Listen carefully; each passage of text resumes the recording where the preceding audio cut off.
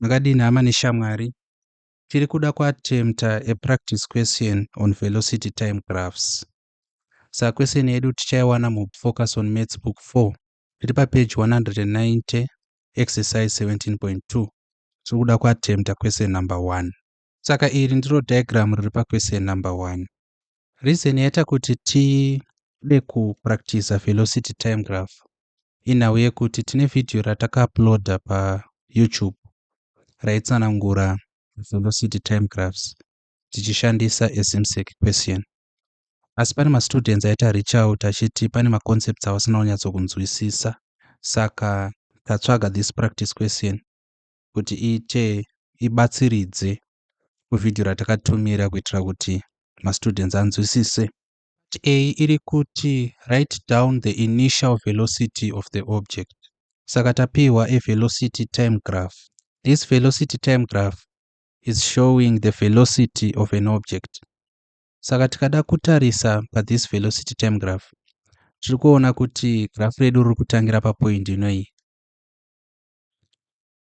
then robva ramova rosvika pa this point, romove again until this point, then rozomova kusvika pa this point. Saka kana tichinzi titsvage initial velocity, zviri kureva velocity yepatanga journey yedu. As per this graph, our initial velocity is 5 meters per second. And tangoikota takatarisa pagraph pedu kuti panapa ndo pari kutangira the velocity time graph or the velocity time curve. Saka the initial velocity or the starting velocity of the journey is 5 meters per second. B yedu iri kuti for how many seconds was the object traveling at a constant velocity? Write down that constant velocity or write down what that constant velocity is. Saka the word constant is our keyword to answer this question. So when we look at the word constant, it means unchanging. Saka toda kutarisa pagraph pedu velocity time graph, totsvaga a portion of the graph where the velocity is unchanging. Saka tikatarisa this part, because beforehand tikuona kuti our velocity time graph seems to be segmented into 3 parts: the first part, the second, and the third. Tikatarisa this first part from this point to this point, and tikuona kuti the velocity is actually changing at some rate from 5 to 15 meters per second. Tikatarisa again this last part, which comes from this point until this point, tunoona again which the velocity is changing. Saka patiri kuwana a constant velocity kubva papoint E kunobata papoint E, and the constant velocity is 15 meters per second. So answering our question, part B at for how many seconds was the object traveling at a constant velocity? Saka tinoona kuti this is the portion giving us a constant velocity, and it is covered from 4 seconds to 10 seconds.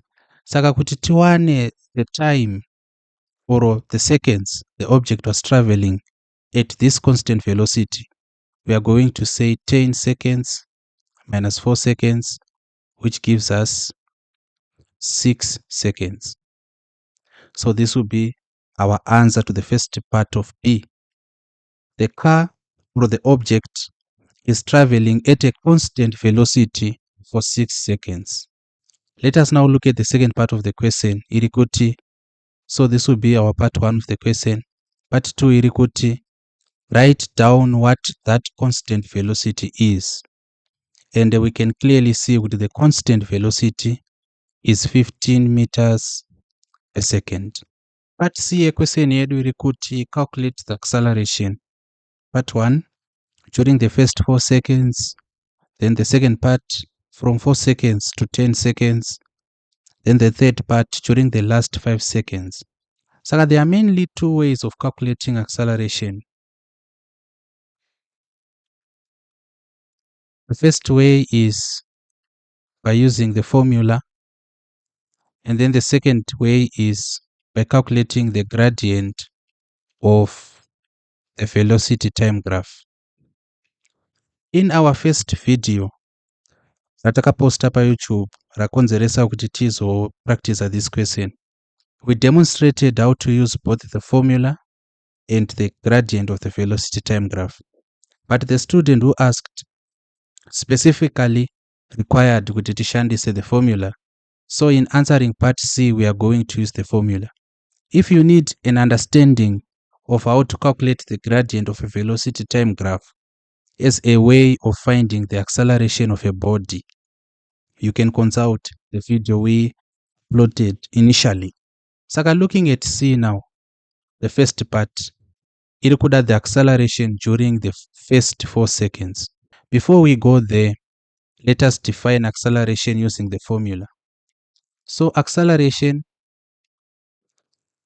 is equal to final velocity minus initial velocity over time. So we need to know kuti final velocity ichi, initial velocity ichi, and what is our time. Going back to question kwedu, first part yati during the first 4 seconds.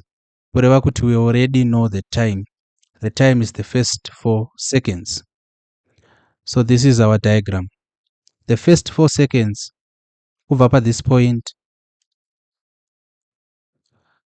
nobata this point.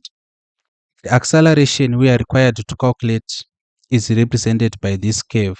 That is from this point, kunobata this point. Saka we now need to define what is the initial velocity and what is the final velocity. Saka looking at the first part of our question, the initial velocity. Remember the word initial, it means velocity yekutanga. Saka initial velocity yedu the ish, and which is 5 meters per second. This is the initial velocity. Takatarisa ka segment aka kekubva pa 0 seconds kusvika pa 4 seconds. Then what is the final velocity? Final velocity yedu iri pa this point, and tikada kutarisa ku the vertical axis kana kuti kuna y axis kwatiri kuwana velocity, tinoona kuti final velocity yedu is 15 meters per second. Then of course, sekutaurwa kwaitwa pa question, our time is going to be 4 seconds. Challenge irapa, especially kana tishandisa the formula, ndiye kugona kudefine kuti initial velocity chi uye kuti final velocity chi. Process yatinoshandisa here to be able to define the initial velocity, the final velocity and the time. Kuziva kuti time yedu iri kubva pa 0 seconds then ichisvika pa 4 seconds. Kureva kuti acceleration yatinoda calculator iri kurepresentwa ne this part of the curve which is in blue. Forgive me if it's not the correct color, I'm colorblind. So let us just say this is blue. Saka our initial velocity ndo velocity yekutanga 5 meters per second. Our final velocity ndo velocity yekupedzisira within 4 seconds, which is 15 meters per second. So we now know that our initial velocity is 5 meters per second, our final velocity is 15 meters per second, and the time is 4 seconds. Takuda kuita substitute into the formula of acceleration. So this means that this will be equal to, what is the final velocity? The final velocity is 15 meters per second minus the initial velocity, which is 5 meters per second, divided by the time, which is 4 seconds. Here we now have 15 minus 5, which is 10, divided by 4, which we can write as 4 into 4, it's 1, 4 into 10, that is 2, comma, it's remainder 2, at the decimal place, 4 into 20, that is 5. Note our answer is 2,5 meters per second. Let us now go to the second part of part C. Saka, the second part irikuti from 4 seconds to 10 seconds. we need to calculate the acceleration. Saka from 4 seconds, which is here, to 10 seconds, which is here. Kuroti kapata kaka ndokatiri kuda kureva kuti the acceleration yatoda kucalculate iri represented by this part of the curve from 4 to 10 seconds. Again, we can use our formula, but there's a point ichabuda apa which you are going to see after the calculator using our formula. Were you using the gradient? Because we should know kuti the gradient of a velocity time graph gives us the acceleration. And we also know that the gradient of a horizontal line is equal to 0. Saka vanocalculate velocity time graph, vanocalculate acceleration per velocity time graph vachishandisa gradient, vanenge vatoona kuti it means the acceleration is 0 meters per second up, because the gradient of a horizontal line gives us 0. But let us stick to course. Let us use the formula. Saka using the formula, we know that we are going to determine what is the initial velocity. And the initial velocity panapa ichitangira pa this point and moving to this point. Saka initial velocity edu the 15 meters per second. Our final velocity, which is at this point, is also 15 meters per second. Then our time, which is from 4 to 10 seconds. We get the time by subtracting 10 minus 4, which is 6 seconds. So our initial velocity is 15 meters per second, our final velocity is 15 meters per second, and the time is 6 seconds. Coming back to our formula here, tinenge takuti to calculate now the second pattern. Final velocity 15 minus initial velocity 15 divided by the time, which is 6. 15 minus 15 is 0 divided by 6, and here the answer is 0 meters per second. If we have a horizontal line, the gradient is 0, the acceleration is equals to 0. Point yatoda kuita stress out panapa ndeyekuti the acceleration for a horizontal VT graph kana kuti for constant velocity is 0 meters per second squared. I think there was a mistake here. Bless up kana my recognizer. As kana musina, I'm very sorry. The mistake is when we are calculating acceleration, our units are in meters per second squared. So I think for part 1, pata calculator during the first 4 seconds, tangatichita mistake per my units. It's actually meters per second squared, not meters per second. Back to our point. Acceleration for a horizontal velocity time graph, kana kuti the acceleration of constant velocity is 0 meters per second. Kana tichi define acceleration, especially ku physics, tinoti acceleration is the rate of change of velocity. The rate of change of velocity. Muchishona tiri kuti acceleration kuchinja kunoita velocity with the time. Mukatarisa panapa muchaona kuti velocity yedu iri kuchinja as we approach 4 seconds from 0. Saka paportion inoi hapana change ye velocity. Velocity kuramba ingori stationary. Velocity kuramba iri constant, stagnant, haisi kuchinja. Saka since velocity yedu isiri kuchinja, even though time ichita pass from 4 to 10 seconds, zvoreva kuti hapana acceleration. So this is the idea which justifies why the acceleration of constant velocity is 0 meters per second squared. Let us go on to the third part. Saka item 3 irikuti during the last 5 seconds. So the last 5 seconds kubva pa 10 seconds panapa kusvika pa 15. This is the last 5 seconds. Kureva kuti we are concentrated with calculating the acceleration from this point ichidzoka at this point. So again, we're using our formula that acceleration is final velocity minus initial velocity over time. We need to determine what is the initial velocity. So initial velocity yedu, velocity yepakutanga panapa is 15 meters per second, and our final velocity, total velocity at this point pekupesera pejourney, is 0 meters per second, and our time as specified in question medu is 5 seconds. We are going to use these to find the acceleration of the body during the last 5 seconds of the journey. So tiri panapa tichati our final velocity, remember it's 0 meters per second minus our initial velocity, which is 15 meters per second, dividing our time, which is 5. 0 minus 15, that is minus 15 divided by 5. 5 into 5, it's 1. 5 into minus 15, it's minus 3.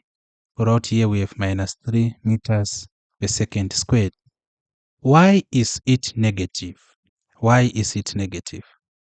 Kune word muphysics rinonzi deceleration. Rinowanikwa zvakare kumaths, but it's not their favorite. So deceleration is actually the negative of acceleration. And so mukatarisa panapa muchaona kuti the object accelerated from this point until this point, and there was acceleration here. Then constant velocity, kureva kuti there was no acceleration here. Yanga yakufamba at a stable, a constant speed. Then there was deceleration here. And deceleration meaning kuti kwakureduce velocity kuti tichinomira. You see, imagine in your head a body, let us say motor, and iri kubva kuMbare iri kupinda mutown. And saka motor E, it started off and started to accelerate, that is kuchinja speed with respect to time.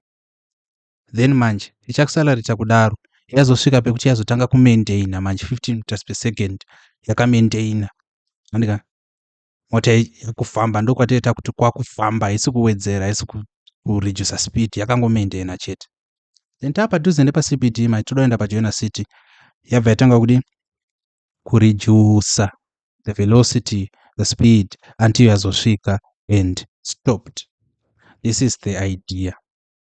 Vanoshandisa the gradient of a velocity time graph kutsvaga acceleration. You know kuti kana line redu riri downward sloping, so zvoreva kuti our gradient is negative. That also explains this phenomena. Iyi question yedu iri kuti calculate the distance traveled in the first 4 seconds, the distance traveled in the last 5 seconds, total distance traveled. So before we attempt this part of the question, we should understand something. What we should know is the area under the velocity time graph gives the distance. Kana tanzi titsvage distance takapiwa velocity time graph, tofanirwa kuziva kuti the area under the graph ndiyo distance yacho. Going back to our question, we need to calculate as part 1 the distance traveled in the first 4 seconds. Saka the first 4 seconds, of course, it's from 0 to 4. Kureva kuti we are required to calculate its area at a shader E. So we have to identify number 1 kuti shape yedu imbori chi. So that is a trapezium. But let us say kuti you did not recognize kuti it's actually a trapezium. Zvawaita iwewe ndezvekuti waigura nepanapa nditi wakati iyi ndiyo yava shape A, iya shape B. Andika kureva kuti we now have a rectangle here and a triangle here. Saka ndo zvawaita iwewe, you did not recognize kuti this is a trapezium. Kureva kuti kana wakucalculate panapa uchati area of A plus area of B, and ndiyo iri equal to chi distance yatiri kutsvaga. Saka the area of A will be length times width plus the area of B will be half base times height, because the triangle. This will be equal to the distance. So what is our length? That is 0 over 4. So our length is 4 multiplied by what is the width? The width is now kubva papoint kuyapa kureva kuti it's 5 plus half of what is the base? The base ndepanapa from this point to this. So the base is 4. And what is the height? The height kubva panapa unobata panapa kureva kuti 15 minus 5 height yedu ndi 10. Saka tikaweka panapa tichati 5 times 4 tichaona 20 toti 20 plus over 30 2 into 2 i1 and 2 into 4 i2 tozoti 2 times 10 towana kuti 20 kureva kuti panapa tichawana 40 meters ndo distance yedu. Saka remember kuti tawana 40 meters panapa, but toda kuziva kuti ngatiti wazvoona kuti trapezium iyi. Saka area yetrapezium iyi iri equal to chi, so teta kuti distance and is equal to area of trapezium, which is equal to half of a plus b times height. And saka tichati half of chi, what is a? Sa a kwenge kuri kubva panapa kunobata this point. Sa a ndi 5 plus what is b? B kubva panapa kunobata this point. Kureva kuti b yedu ndi 15. And then what is our height? Height yedu na kwakubva apa kuya apa. Kureva kuti our height is what? Is 4. Sa kuisolve height chati 2 into 2 1, 2 into 4 2. Then kasolve bracket medu it's 15 plus 5 which is 20. Saka it becomes 20 times 2, which again gives us 40 meters. That is how we calculate the distance traveled in the first 4 seconds. It's just the area under the graph. Saka dzimwe nguva shape yedu inogona kusava apparent, togona kusazviona beforehand kuti ichi. You are allowed kuidivide into ma conventional shapes. For example, tadivider iyo a yedu was a rectangle, b yedu was a triangle. You see? Kana kuti tangoishandisa yese as a trapezium. Either way, which I want to answer is 40 meters. Let us now answer the second part. Iri kuti iyo the distance traveled in the last 5 seconds. Saka the last 5 seconds kubva pa the 10 second mark to the 15 seconds mark. Because 15 minus 10 ndi 5. Kureva kuti kubva apa kunobata apa ndochi to the last 5 seconds. Saka tinoda kutsvaga area ishi. Ende iyi hainetsi nepamusana pekuti itongori triangle. Saka distance yedu ichava equal to the area of a triangle, which is half of base times height. So what is our base? Base toziva kuti pakagara triangle yacho handi. Saka base redu ndi 5 ka 15 minus 10. Then what is our height? Height kubva panapa tonorova kumusoro. Saka height yedu ndi 15. Saka it's half of 5 times 15. Eka timboona kuti 5 times 15 ndi saka pata ku rough paper apa 15 times 5 chati 5 times 5 ndi 25. Saka 5 remainder 2. 25 times 1 ndi 5 plus 2 6 7 75. And saka this is half of 75. So 2 into 2 ndi 1, 2 into 7 2 for 6, that's 3. Then toisa 1 panapa. 2 into 15, that will be 7, comma, remainder 1, the placeholder. Kureva kuti finally our answer is 37.5 meters. Saka iyi hatikwanisi kuidivide itongori a uniform shape, which is a triangle. And then let us summarize here. Here we got the distance as 37.5 meters, and we should remember kuti pa part 1 tawana distance as 40 meters. And the last part of the question iri kuti the total distance traveled. Saka part 1 ne part 2 yatiti calculate distance the first 4 seconds and the last 5 seconds. Tineka distance kari panapa katraveliwa at a constant velocity tisiri kuziva. So because of that, we are required kuziva this distance. handiti saka distance of 6 seconds idzi tinoiwana sei this distance.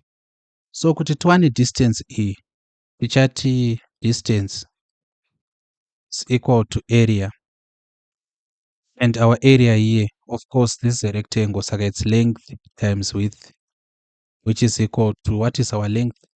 Length yedu is 6 30 10 minus 4, so it's 6 times, then our width yedu inenge iri 15. So some might question kuti yaiziwere length iyi width. Length ne width zviri sort of interchangeable. Chakangokosha kuziva the concept yekuti length times width. So let us now calculate kuti zvakamira sei panapa. Tikati 15 times 6 tichati 6 times 5 that's 30, 6 times 1 7 8 9 that's 90, handiti kureva kuti our answer here is equal to 90 meters. But question yedu yanga ichida kuti titsvage the total distance traveled. Saka kana takuda total distance traveled now, forgive me, tangowekera panapa. So for the total distance traveled, and tinenge takuti distance for the first 4 seconds, which is 40 meters, plus distance for the next 6 seconds, which is 90 meters, plus distance for the last 5 seconds, which is 37.5 meters. Ndo ega mawaniro atingaita nekuti iyi shape yedu hakuna shape yakadai, so hakuna shape yakadai. So what is going to be our answer here? Tichati 40 plus 90 plus 37.5, panapa tina 5, panapa tina 7, then takuti yava 13, and 9 plus 4 is 13, 14, 15, 16. So our final answer is going to be 167.5 meters. Saka ma concepts atatidzana sakakosha yekutanga kuziva kuti acceleration is equal to final velocity minus initial velocity over time. Then the next point atadzidza kuziva kuti the area under the graph kana kuti the area under the velocity time graph is equal to distance covered. Maita basa.